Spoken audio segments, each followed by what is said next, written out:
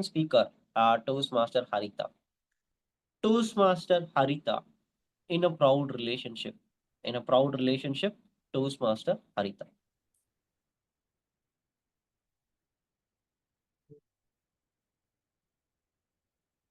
When was the last time you read a big book like this? Was it in your school days?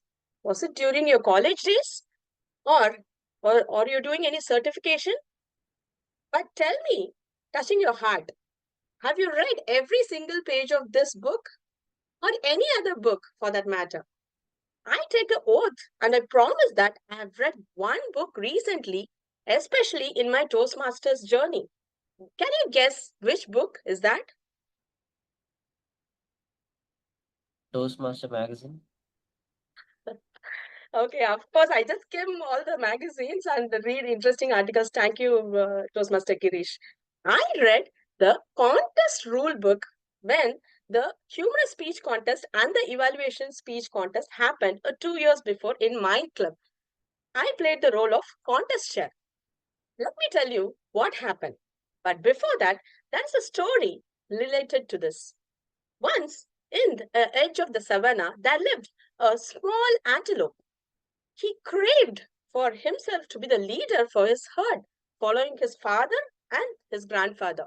He tried different strategies, different actions, and even his convincing words, but none of them paid attention to him. So his grandmother said, "Why don't you meet the chameleon who lives on top of the biggest tree in the savannah?" The antelope thought, "Why should I go and meet the chameleon? He is almost invisible in this forest. He changes, he camouflages, and he just hides. It's a waste of time," he thought. But he listened to his grandmother and he went to see the chameleon. The chameleon slowly and steadily told him, "Just sleep on the soil for some time, but keep your eyes open. Just touch and feel the grass, but don't hurt them. Go stand on top of this hill. Look around. Don't just see, but observe." But he asked the chameleon, "What action are these? I really don't understand. I don't put any effort in these." But the chameleon said, "Do this for the next 3 months." And when he came back, he was a different person. The little antelope was entirely a different person. When he was lying on the ground, touching his face and his entire body on the soil, he felt the soil, not alone the soil, but he listened to the water currents.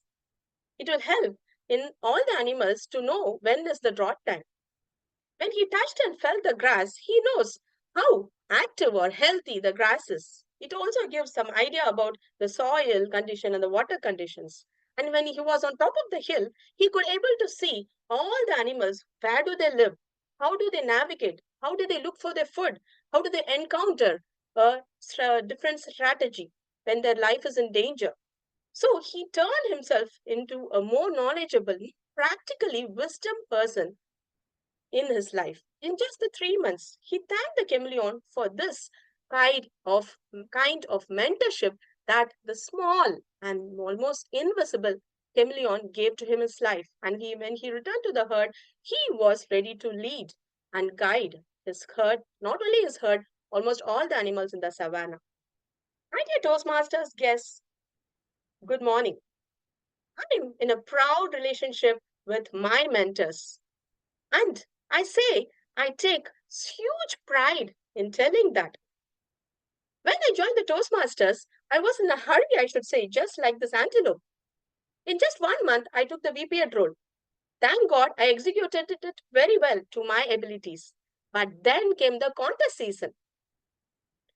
Thought, that's a clever idea to take the contest chair role. I need not prepare for the humorous speech. I need not take any effort in scripting an evaluation speech. But there was a twist. Later, I realized maybe writing a humorous speech would have been easier job. Maybe getting ready for the speech evaluation was much a piece of a cake because my mentor got to know that I'm the contest chair. She gave me 3 days time, and when I called her for some doubt, she asked me, "Do you know how many essays you need for the contest chair? As a contest chair, what happens if the chief timer got disconnected? If the speaker is speaking and he got disconnected on the first minute, what will happen? And n number of other questions. Of course, I just skimmed the contest chairs and also the rule book. Maybe I was nearly not confident in answering them. I just like maybe two, maybe three. She said, "No, this is not going to happen. You are my mentee. You belong to my club. And do you know what? I'm the district chief judge. Can my mentee be like this? Go back, read every word of the contest rule book, and come back to me." It was literally like an interview. You won't believe. I prepared. And I really got ready for the contest. And guess what? She played the role of co-contest chair. Can you imagine the district chief judge playing the role of a co-contest chair for her new joinee, a mentee, who's almost invisible in the club? And I would like to proudly say her name with a huge round of applause that she is my mentor. Manju K. Manohar. DTM Manju K. Manohar is my mentor. So is my communication mentor. If I call DTM Manju K. Manohar as the nightingale of my life, I will say Ruba Jacob as the cheerleader in my life. She is another mentee in my communication path. Whatever project I go ahead with her, she say, Haritha, is just a piece of cake. You know, I just did this preach in 2 days preparation. She was ready for any kind of inputs that I gave her. If it is an audio message, she keenly listened to it. If it's a video message, whenever she was traveling, she went through the video message and she replied me through a mail properly. Can you just imagine mentors putting so much effort for that one 5 to 7 speech of yours? It was really life changing for me. It helped me win the table topic session or the prepared speech sessions or the contest that was happening in my life, in my Toastmasters journey. I had different relationships, blood relationships with my siblings, parents, and of course, the beautiful friendships that we have. If I could vote for one relationship which can really be life turning, and even I should say it will take you a multi level higher than your current status, it is undoubtedly the mentor mentee relationship in your life. Just close your eyes for a second. Who is your mentor and how did they impact you in your life? Are you really proud of your relationship, the mentor mentee relationship in your life? Over to you, Toastmaster of the Day, Girish. Evaluator. I'm sorry for that. So moving on to the next evaluation. So we have Toastmaster Satya Francis to provide the evaluation report for Toastmaster Haritha. Yeah. My target Over to you. speaker, Toastmaster Haritha. A very intriguing topic you had, which is in a proud relationship. That itself showed how proud you are about the mentors you have in your life. It was an engaging and very thought provoking speech. You opened with a very powerful question showing a book in hand. The biggest book what I saw in my life was the Yellow Pages book we had when we were, in our teenage and things like that. I was wondering, what is that book she has in hand? It is not the accounts book of, Agarwal. So, when you told that it is the contest rule book, it was a surprising thing which I have never seen. And then you told me that, you read all the contest rule because you took a role. That is a commendable job because people summarize things and they just want to know what is the key points, but taking the effort because your mentor insisted on reading the book, that shows how dedicated you are to your mentor. And starting with the story, an antelope going to a chameleon, because see, there is no relationship between both. They are from different shape, size, nature, everything. But the grandmother said, and the antelope went to the chameleon and asked, like, what you're going to teach me. And the chameleon is giving few suggestions and asking to do it for 3 months. That was a very relatable story so far I've heard about a mentoring mentor and mentee relationship. That was a very good example. And then you started your speech with introducing about your mentor and the contest role you took. Every role whatever we take, yes, we have to consult it with our mentor so that we know what is the right way to do it. That was a message you gave to everyone here, because a lot of us, because of something or the other reason, we miss that part. That was a very good message you conveyed.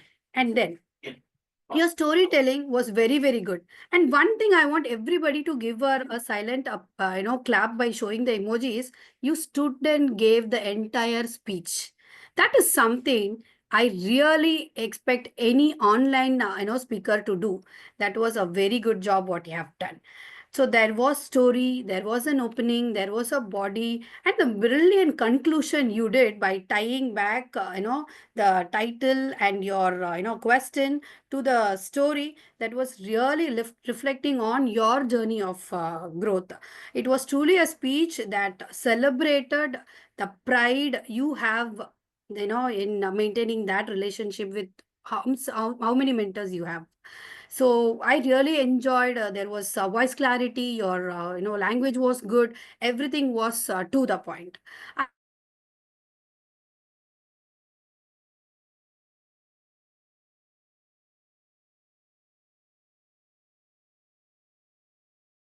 have one question for you, Haritha. Uh, is it for me or for everyone that we have lost Satya?